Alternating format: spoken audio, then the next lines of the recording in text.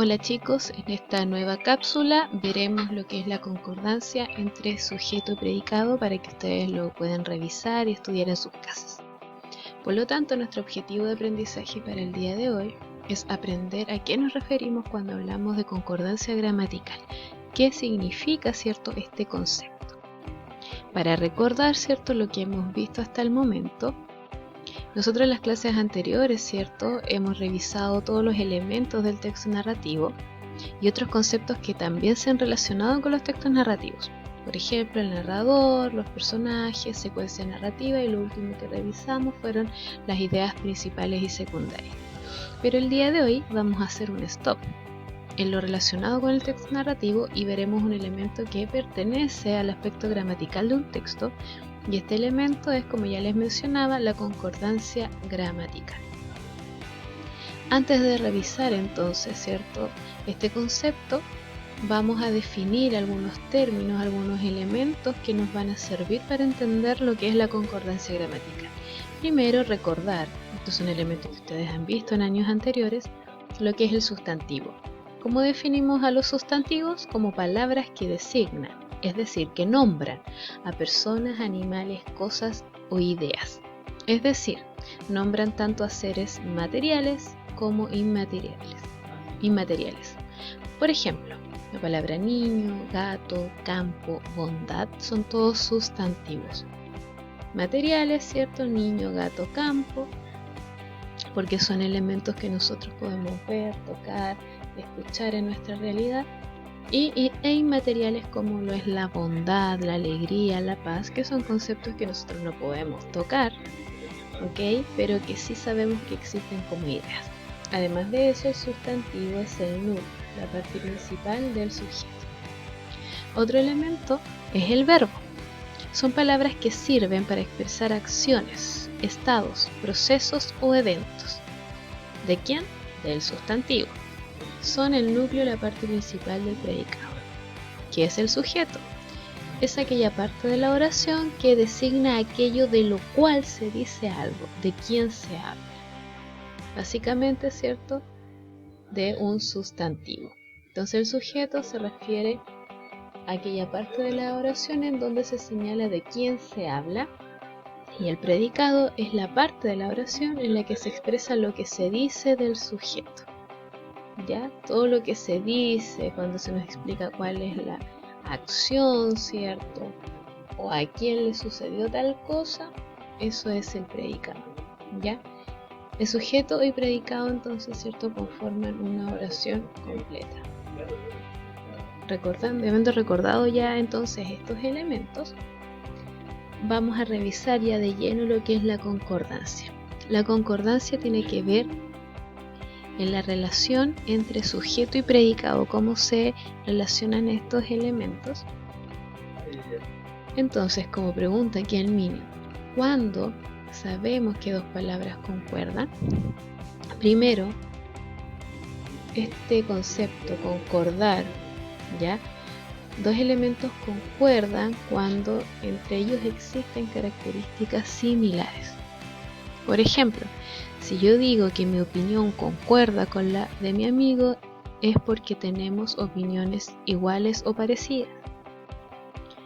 Cuando yo digo vamos a concordar en juntarnos en el mismo lugar, es porque dos personas, ¿cierto?, van a ir a un mismo lugar, a un lugar determinado. Concordar entonces significa que hay elementos, ¿cierto?, que tienen características similares. Entonces, ¿cuándo sabemos que dos palabras concuerdan? Lo sabemos, y aquí Lisa lo explica, ¿cierto? Dos palabras concuerdan entre sí cuando comparten los rasgos gramaticales de género, número y persona. Dos palabras concuerdan cuando tienen el mismo género gramatical. Recuerden que el género gramatical femenino, masculino, neutro. El número si es singular o plural. Y la persona si está en primera, segunda o tercera persona gramatical. Entonces, si dos palabras comparten el mismo género, el mismo número y la misma persona, nosotros decimos que esas palabras concuerdan, ¿ya? Y obviamente cuando hablamos de sujeto y predicado, y como les decía anteriormente, que sujeto y predicado conforman la oración, para que haya una concordancia entre sujeto y predicado, todos los elementos de la oración, es decir, todas las palabras deben concordar, compartir los mismos rasgos gramaticales. Entonces, eso quiere decir que si una palabra cambia su género, número o persona, ¿la otra palabra también deberá cambiar? Exactamente, ¿ya? Si un sustantivo cambia su género, persona o número gramatical, las palabras que le acompañan y también el verbo, ¿cierto?, van a tener que cambiar su género, número o persona. A su vez, si el verbo cambia género, número o persona, también los demás elementos, los sustantivos, los artículos, los adjetivos, etc., van a tener que también cambiar estos elementos.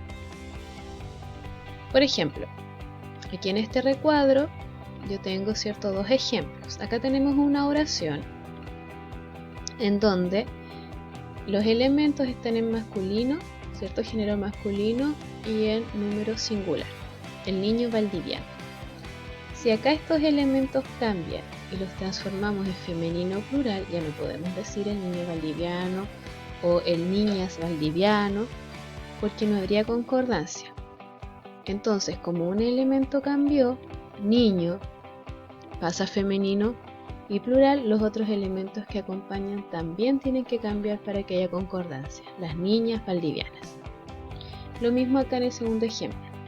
Si la oración está en tercera persona singular, él suplicaba ayuda, si uno de estos elementos o palabras cambia, todas las palabras de la oración van a cambiar para que haya concordancia.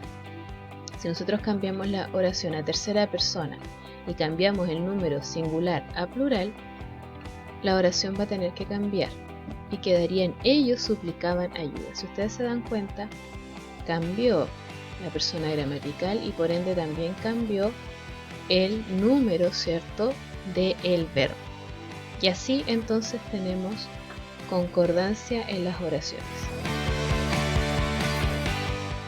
Entonces, el sujeto concuerda en persona y número con el verbo, que funciona como núcleo del predicado. Por tanto, si alteramos el número o la persona de la forma verbal, el sujeto también varía o cambia. Si cambia el verbo en su número y persona dentro de la oración, entonces el sujeto y todos sus elementos van a tener que cambiar también para que haya concordancia. Por ejemplo, el día está muy helado.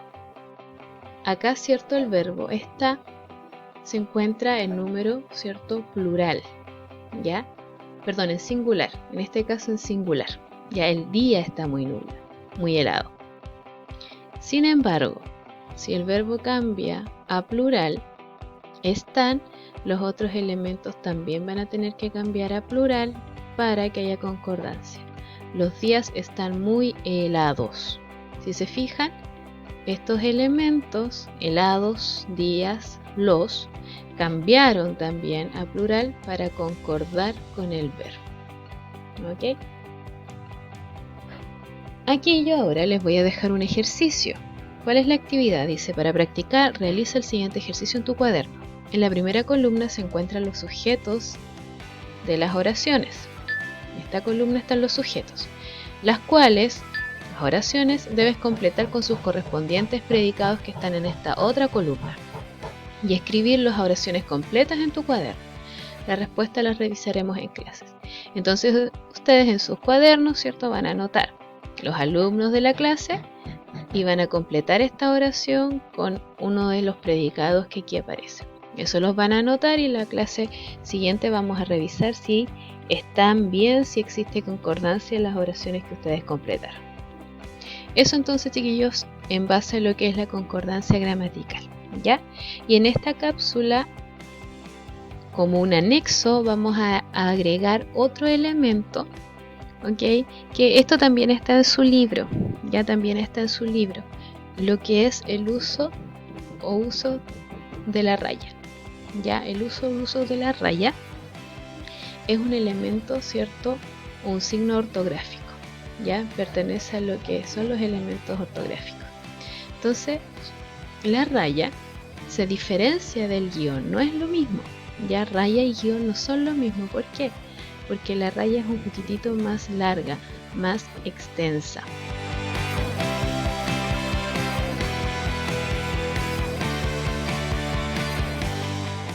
Principalmente entonces la función, ¿cierto?, de la raya es introducir en el texto la voz del personaje, diferenciándola de la voz del narrador. Cuando nosotros en la narración queremos señalar que los que hablan son los personajes, nosotros para diferenciar lo que dice el personaje de lo que dice el narrador vamos a colocar esta raya al principio y al final, ¿cierto?, de lo que dice el personaje, y así nosotros sabemos que ahí está hablando el personaje. Y también, ¿cierto?, la raya nos sirve o se utiliza para incorporar, ¿cierto?, el comentario del narrador cuando los personajes dialogan, ¿ya? También entonces nos sirve, ¿cierto?, la raya para introducir cuando los personajes están hablando o interviene un personaje, para también introducir un comentario, ¿cierto?, del narrador. Y acá dice, así la raya se puede utilizar en los siguientes casos. ¿Cómo podemos utilizar la raya? Delante de la palabra que inicia la intervención de un personaje. Dime la verdad. Acá, ¿cierto?, está la raya y eso nos señala que aquí está hablando un personaje. También se usa la raya, ¿cierto?, al inicio y al final de los comentarios del narrador dentro de las intervenciones de los personajes. Sobre todo, ¿cierto?, en los textos narrativos donde se está contando una historia y de pronto en un párrafo aparece lo que dice un personaje, nosotros vamos a diferenciar lo que dijo el personaje de lo que dice el narrador a través de la raya. Por ejemplo, tenemos raya que es el inicio de lo que dice el personaje. Debemos hacerlo por ella. Raya, dijo Ariel, raya. Si ustedes se fijan, ese dijo Ariel es algo que dice el narrador, es un comentario del narrador. Y finalmente, si las palabras del personaje no continúan, se usa una sola raya. Deberías hablar con él. Punto. Raya, dijo Dalia con tristeza. Si ustedes se dan cuenta aquí, deberías hablar con él, es lo que dijo el personaje. Pero como no va a decir nada más el personaje, yo coloco un punto, porque ahí se termina lo que dice el personaje. Y el siguiente guión, ¿cierto?, es de el narrador. Dijo Dalia con cierta tristeza. Y tampoco coloqué, si ustedes se dan cuenta, una raya al finalizar, porque después de esto ya no se dice nada más o el narrador no dice nada más y pasamos a otro párrafo. ¿Okay? Estos entonces son los usos que nosotros damos a la raya. También en su libro van a encontrar esto, de hecho, estas definiciones que aparecen aquí, uso, yo lo saqué también del libro, solo que en el libro aparecen otros ejemplos que le pueden ayudar, ¿cierto?, a que quede más claro lo que son los usos de la raya. Esto entonces, ¿cierto?, como un anexo a lo que vimos hoy día. Y para ya ir finalizando, ¿cuáles son las ideas fuerza? ¿Qué debemos recordar de lo que vimos hoy día? Primero, debemos recordar, ¿cierto?, que la concordancia gramatical se refiere a que los elementos de una oración deben coincidir en número, persona y género.